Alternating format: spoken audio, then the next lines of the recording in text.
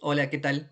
Bueno, en este video vamos a seguir viendo el tema de derechos económicos, sociales y culturales, no solamente teniendo en cuenta lo establecido en la Constitución Nacional, sino también teniendo en particular consideración lo dispuesto por el Pacto Internacional de Derechos Económicos, Sociales y Culturales.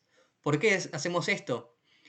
Porque como sabemos, el artículo 75, inciso 22, establece no solamente que este tratado va a tener jerarquía constitucional superior a las leyes, sino que se lo va a tener que interpretar y se lo va a tener que implementar en las condiciones de su vigencia. ¿Y qué significa esto? ¿Cómo fue interpretado por la Corte Suprema en varios casos en los años 2000? Como entendiendo que lo dispuesto y las interpretaciones de los comités y de los comités interpretativos de los tratados son vinculantes para los jueces y para el Estado argentino. Por lo tanto, no solamente vamos a tener en consideración a la hora de hablar de DESC de el texto de la Constitución, de la interpretación que hacen los jueces, sino también del texto del pacto, del PIDESC, y también de la interpretación que hacen los miembros del comité, que se expresan a través de comentarios generales. Entonces, sabemos que el debate inicial sobre los DESC estaba muy orientado en sus diferencias, estaba basado en sus diferencias entre los DESC y los derechos civiles y políticos. ¿Y por qué se daba esto? No solamente por lo que decía Marcelo en la clase, que estaba vinculado a la idea de que los DESC y los derechos civiles y políticos tenían diferentes naturalezas jurídicas, que los derechos civiles y políticos eran derechos gratuitos, eran derechos que consistían en omisiones por parte del Estado y que eventualmente eso los hacía judicialmente exigibles, sino que también hay un basamento jurídico para esta distinción en la naturaleza jurídica. Que básicamente los dos tratados, el de derechos civiles y políticos y el de derechos sociales, tienen diferentes formas de abordar la exigibilidad y las acciones que tienen que llevar adelante los estados. ¿Por qué sucede esto? Porque mientras que el Pacto de Derechos Civiles y Políticos habla de una implementación inmediata y la protección inmediata de todos los derechos, el Pacto de Derechos Económicos, Sociales y Culturales habla de una realización progresiva de los derechos. Y esto está particularmente en el artículo 2, que si lo leen, establece que cada uno de los Estados parte en el presente pacto se compromete a adoptar medidas, tanto por separado como mediante la asistencia y la cooperación internacionales, especialmente económicas y técnicas, hasta el máximo de los recursos de que disponga, para lograr progresivamente, por todos los medios apropiados, inclusive en particular la adopción de medidas legislativas, la plena efectividad de los derechos aquí reconocidos. Entonces, esto parecería apoyar la tesis de que los derechos civiles y políticos son naturalmente y jurídicamente superiores en su jerarquía a los derechos sociales. Mientras los derechos civiles son, deben ser protegidos inmediatamente por los estados, en cambio los derechos sociales solamente tienen que protegerse progresivamente hasta el máximo de los recursos disponibles. Esta diferencia en la técnica legislativa de cada uno de los tratados provocó que se hable de esta diferencia en la naturaleza jurídica de los derechos civiles y los derechos sociales. Sin embargo, la interpretación que ha hecho el Comité DESC respecto de los derechos sociales ha ido abandonando esta tesis, esta idea, y fue entendiendo que, si bien es verdad que hay naturaleza eminentemente diferente, también es verdad que el Pacto de Derechos Sociales nos pide y nos demanda como Estado parte medidas concretas y automáticas, inmediatas, para proteger los derechos sociales. Veamos cuáles son. En primer lugar, nos solicita, como Estado parte, tomar acciones que tiendan a la protección progresiva de los derechos sociales, lo que se denomina el principio de progresividad. Entonces, no es verdad que los derechos sociales solamente son ideales a futuro promesas, sino que los estados están obligados, y la Argentina está obligada, a tomar acciones legislativas, administrativas, que empiezan a proteger los derechos sociales, que sean un paso adelante en la protección integral de los derechos sociales. Y para evaluar esa progresividad, el principio de progresividad, el Estado tiene que desarrollar indicadores para medir el progreso. Los indicadores son metodologías cuantitativas y cuantitativas que pueden permitir que los jueces puedan ver si efectivamente el Estado acusado está tendiendo hacia la plena protección de los derechos sociales o si no, está en un camino regresivo. Por lo tanto, se suele decir que la contracara del principio de progresividad es el principio de no regresividad. Entonces, no solamente los estados están obligados jurídicamente a tomar medidas que protejan los derechos sociales, sino que también están obligados a no retroceder en su protección. Es decir, que cuando se alcanza un cierto umbral de protección de un cierto derecho, como la vivienda, no puede haber medidas administrativas o legislativas que retrocedan en su protección. Por lo tanto, esto nos plantea la pregunta de si es posible el ajuste en los derechos sociales.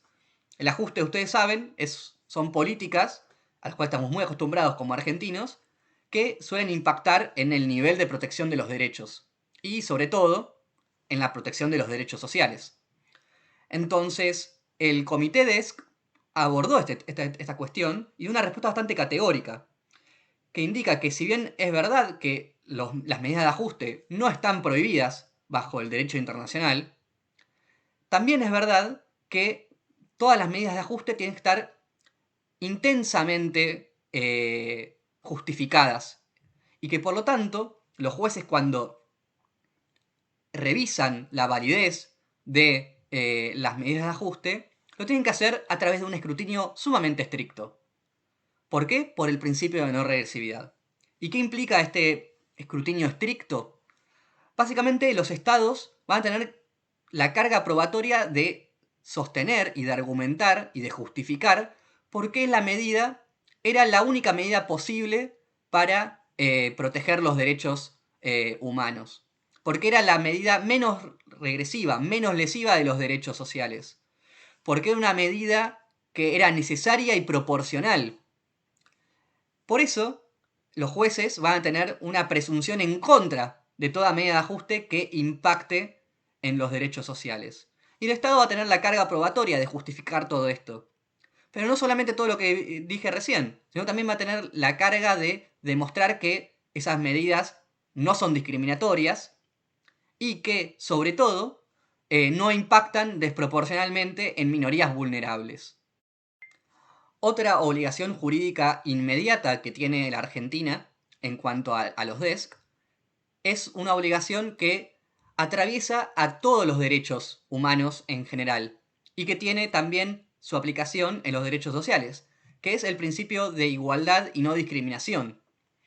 Por lo tanto, cuando el Estado argentino provee de un cierto bien o un cierto servicio o de una cierta provisión social, lo tiene que hacer de manera equitativa e igualitaria. Por lo tanto, darle a unos y no a otros en base a criterios prohibidos por el derecho internacional y por los principios de no discriminación, sería una vulneración a los deberes jurídicos que tiene el Estado argentino.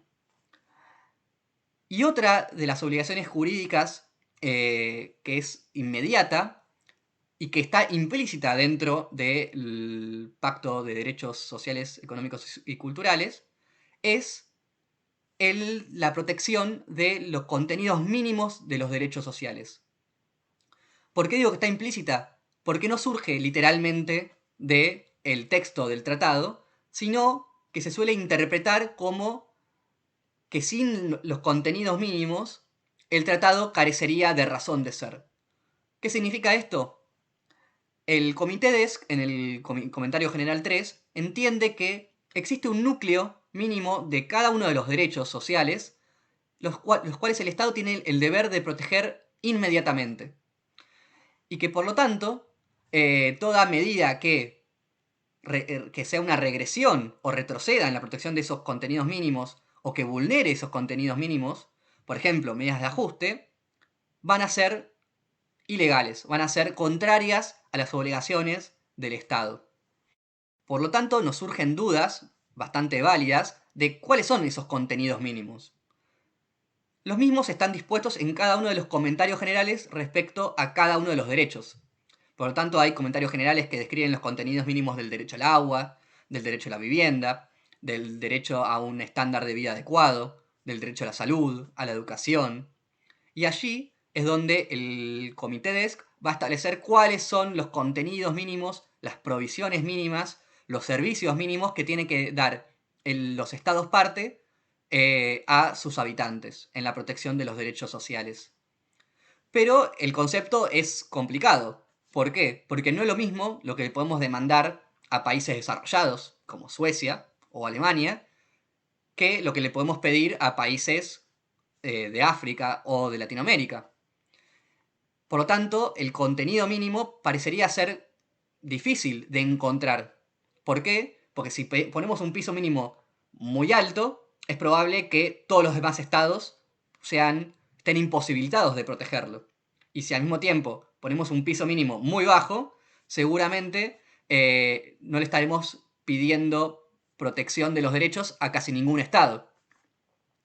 Por lo tanto, es difícil encontrar cuál es el núcleo mínimo que sea a la vez aplicable para países desarrollados y como países pobres.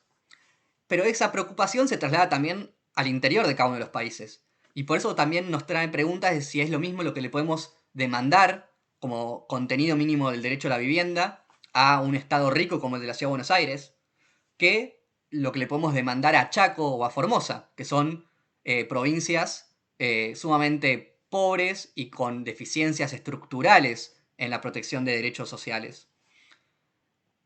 Pero bueno, una buena explicación del contenido mínimo de los derechos es sin lugar a duda el fallo Kisber-Castro, o QC, como que tienen en el material de estudio, donde ahí la Corte Suprema analiza en qué medida la Ciudad de Buenos Aires está protegiendo este piso mínimo, este núcleo mínimo de los derechos, del caso del derecho a la vivienda, o si está violando ese principio. Y ahí vemos cómo la Corte hace una interpretación utilizando justamente los comentarios generales del Comité DESC. Por lo tanto, repasando un poco los contenidos de esta clase, lo que vemos es que no es verdad como que los derechos sociales sean de una naturaleza sumamente diferente a los derechos civiles y políticos. Y que por lo tanto existen deberes jurídicos y obligaciones que tienen los estados y que tiene la Argentina a la hora de proteger los derechos sociales, como lo son el principio de progresividad, el principio de no regresividad, el principio de no discriminación y la protección de estos contenidos mínimos de los derechos.